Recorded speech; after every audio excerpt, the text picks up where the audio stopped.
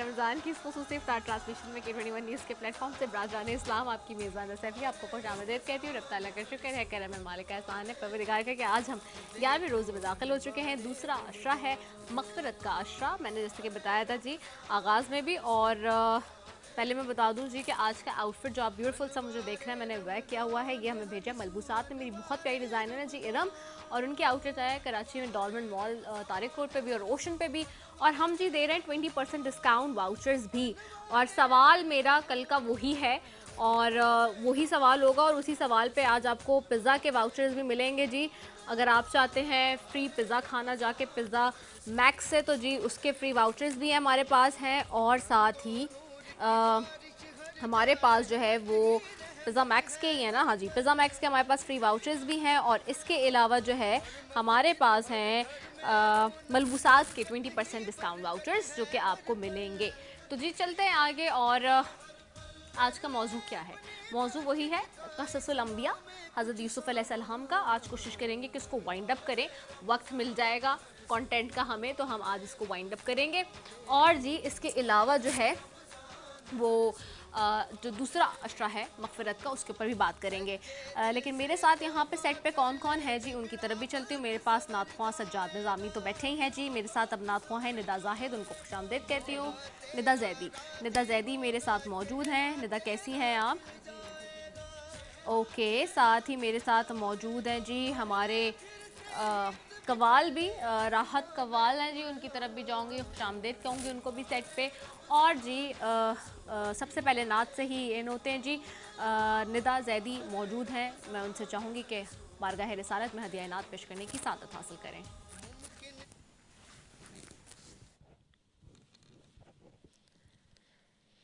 पढ़ना क़सीदा हक़ दी वलीदा, पढ़ना क़सीदा हक़ दी वलीदा, सारे सुनाओ रल के लगाओ नारा अलीदा, पढ़ना क़सीदा हक़ दी वलीदा, पढ़ना क़सीदा।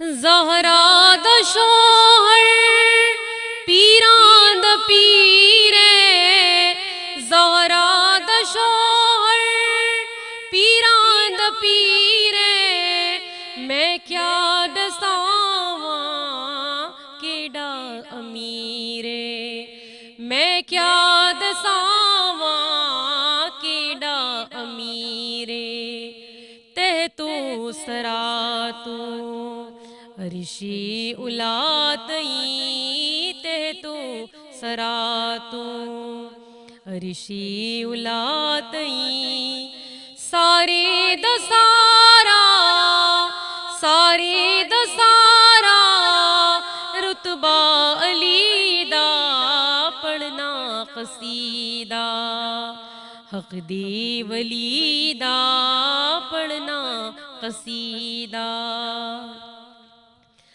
हिक आम बाले हिक ख़ास बाले, हिक आम बाले हिक ख़ास बाले, जड़ा ख़ास बाले ज़हरा दलाल, जड़ा ख़ास बाले ज़हरा दलाल, नो की सिना तू कुरान सुनाया, नो की सिना तू कुरान सुनाया, सबनू पढ़ाया सबनू पढ़ाया, कलमा नबी दा पढ़ना क़सीदा हक़ दी वलीदा, पढ़ना क़सीदा।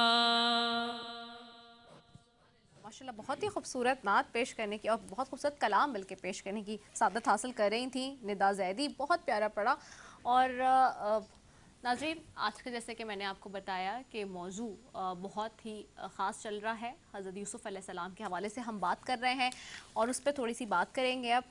हम यहाँ तक पहुँच गए थे कि किस तरह से उनके भाइयों ने उनको बाज़ार मिस्र में लोगों के हाथों जो फ़रोख्त किया और आगे बेचने के लिए उनको भेज दिया, और उसके बाद बाज़ार मिस्र में उनको किस तरह से ख़रीदा गया और अज़ीज़ मिस्र ने ख़रीदा, फिर अपनी बेगम ज़ुलेखा को दिया और ज़ुलेखा को कहा कि उसकी तकरीम करना, इस ग़ुलाम की, इसको संभाल के रखना।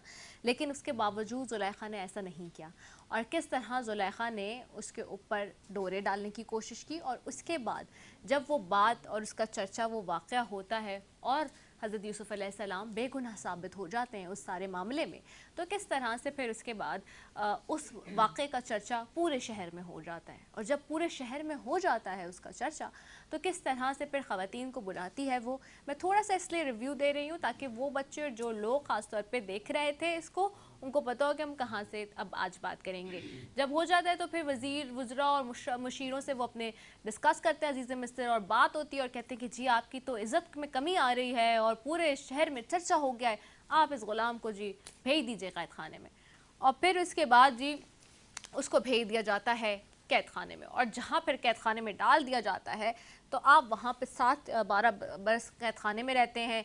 और फिर अच्छा, यहाँ तक भी हम पहुँच गए थे कि दो जो अज़ीज़ मिस्र के, बादशाह मिस्र के जो दो खादिम होते हैं वो भी साथ ही इत्तेफाक से उस जेल खाने में जाते हैं जिस दिन आपको डाला जाता है।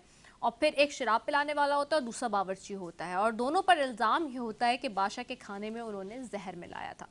दोनों आपसे झूठ बोलते हैं कि जी हमने ख्वाब देखा है और अब देखेंगे कि ख्वाब की ताबीर पूरी होती है नहीं होती, क्योंकि आपके जो औसाफ हैं, जो आपके अमाल हैं, अमाल सौले हैं, उनकी वजह से आप बड़े मशहूर हो जाते हैं कैद खाने में भी कि जी जो हज़रत यूसुफ़ अलैहिस्सलाम बताते हैं वो बड़ा ही सच्चा वाक़या निकल आता है। अगर ख्वाब की ताबीर भी बता रहे हैं तो वो भी सच साबित हो जाती है। और आप अपने हुस्न अखलाक से जितने वहाँ कैदी होते हैं और लोग होते हैं उन सब के साथ बहुत अच्छे से हुस्न सलूक कर रहे होते हैं और उनके साथ बैठे होते हैं।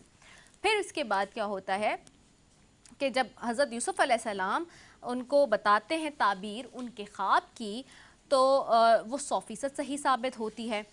अब कुछ यूँ हुआ कि जो पहला जो उनका ग़ुलाम होता है उसको बरी करने का जो वो बताते हैं वो बरी हो जाता है, और दूसरा जो होता है उसके उस चूँकि वो कहता है कि मैंने देखा है कि जी उठाए हुए हूँ अपने सर पर रोटी और मेरे सर पे खा रहे हैं परिंदे, और हज़रत यूसुफ़ अलैहिस्सलाम उस ख्वाब की ताबीर बताते हैं कि तुम्हें सूली पर लटका दिया जाएगा और तुम्हारे सर को परिंदे नोच नोच कर खाएंगे।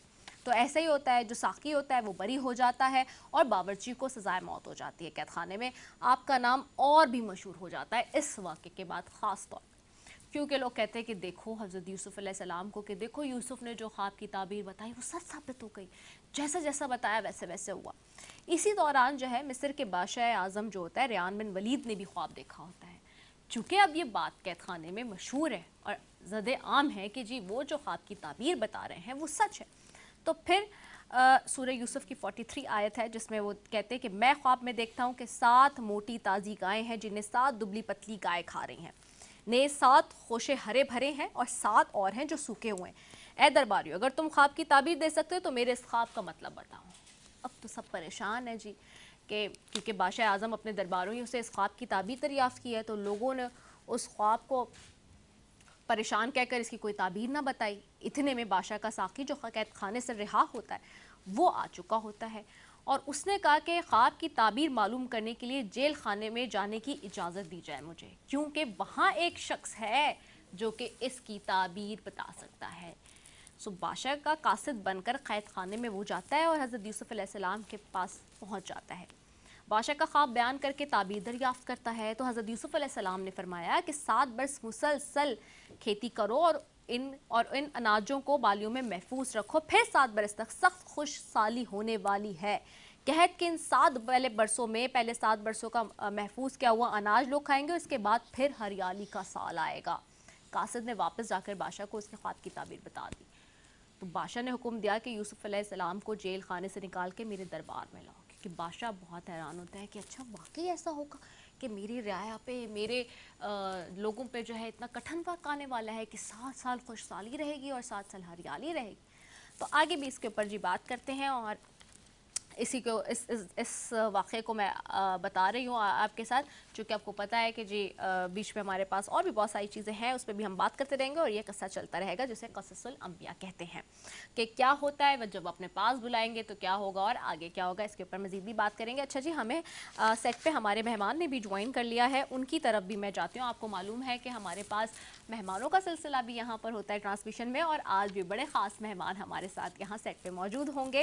मेरे साथ मौजूद हैं सादिक इफ्तिखार साहब हैं, एमकिम पाकिस्तान से, SAP हैं में टू प्राइम मिनिस्टर, उनको भी खुशामदीद कहते हैं। अस्सलाम वालेकुम सादिक, रमज़ान मुबारक, कैसे हैं आप? आपको भी रमज़ान मुबारक। खैर मुबारक। कैसे चल रहे हैं रोज़े? रोज़े बिल्कुल सही चल रहे हैं।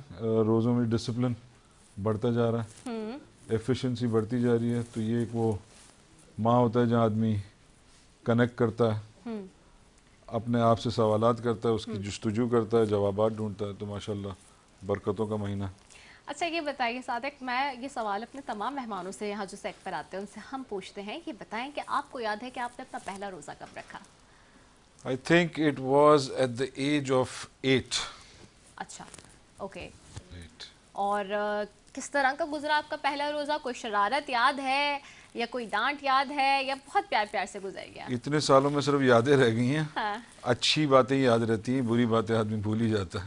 कोई शरारत कर लिया, पानी पी लिया हो, कुछ खा नहीं, लिया ऐसा चुपके से? ऐसा तो मेरे ख्याल में कोई ऐसा वाकया नहीं हुआ कि कोई शरारत की हो।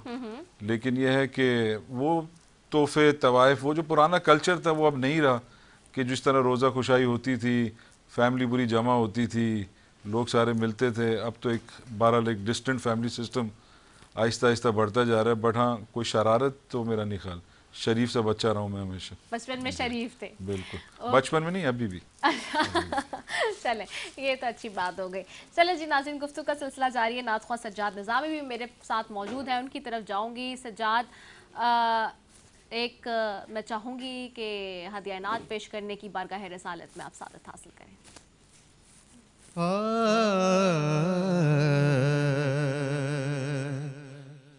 काश वो चेहरा मेरे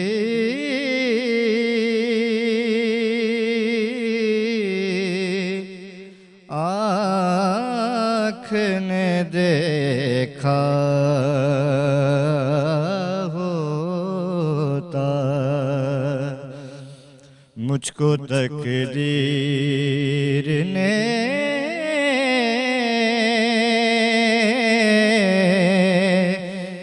उस दौर में लिखा होता, मुझको तकदीर ने उस दौर में लिखा होता।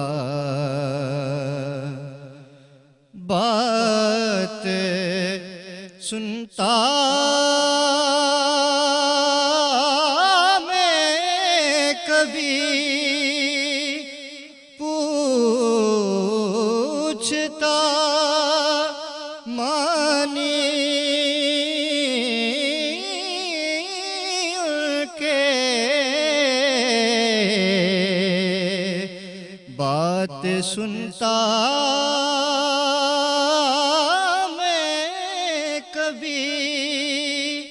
पूछता माने उनके, आपके सामने असहाब में बैठा होता। फ़ख्रे जब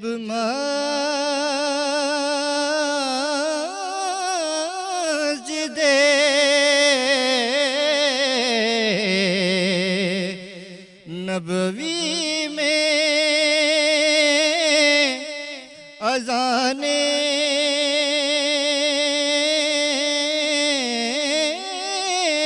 होती, फ़ख्र जब मस्जिदे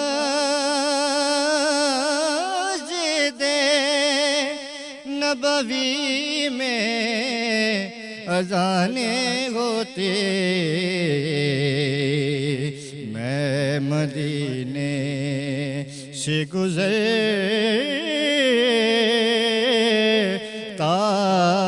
हुआ झोंका होता, मैं मदीने से गुज़रता हुआ झोंका होता।